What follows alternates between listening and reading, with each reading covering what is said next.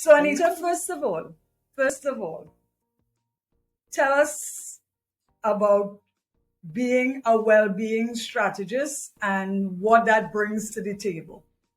Being a well-being strategist is all about teaching leadership in corporate America how to focus first on their people so they can get to what is really important to them, which is the bottom line.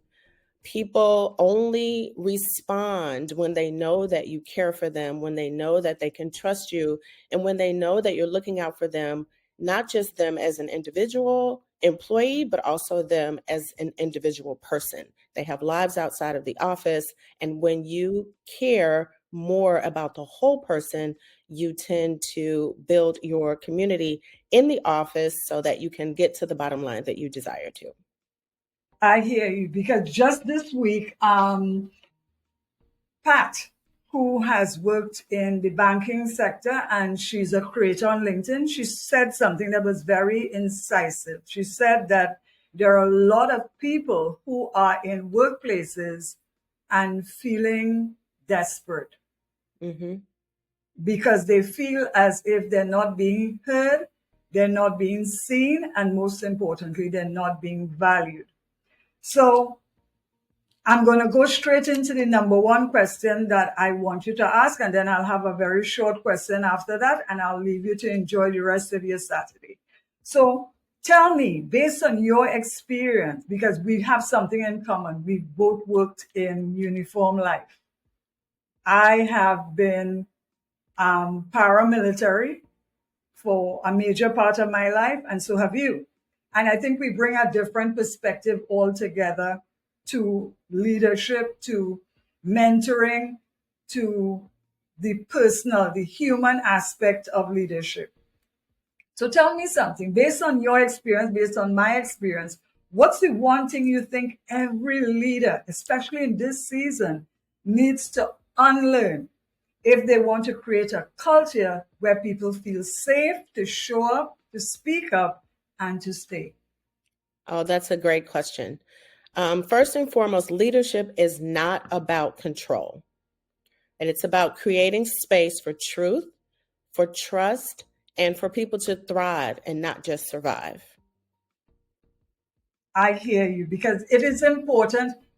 It is important that people feel heard, because quiet quitting is a real thing. Remember talking about it on Stephen Bartlett's page on LinkedIn, and there was a huge pushback because I think people did not understand how insidious quiet quitting is within organizations.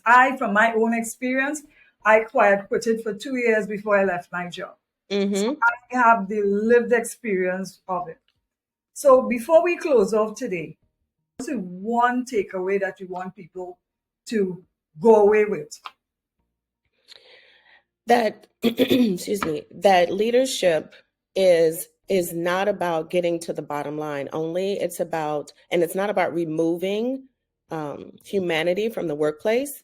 My business tagline is, they lied to you. Business is personal, and it is personal, right? When you just look at the reports, what people do, how they show up, if they're coming to meetings, if they're handling these different projects, when you're only looking at that, as you said, people don't feel cared for, they don't feel valued, and they start to become disassociated, right? They do only the bare minimum because you're not appreciating what they're doing anyway.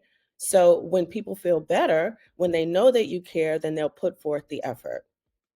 I totally agree. Truly believe, maybe it's because I have been a lecturer for 15 plus years.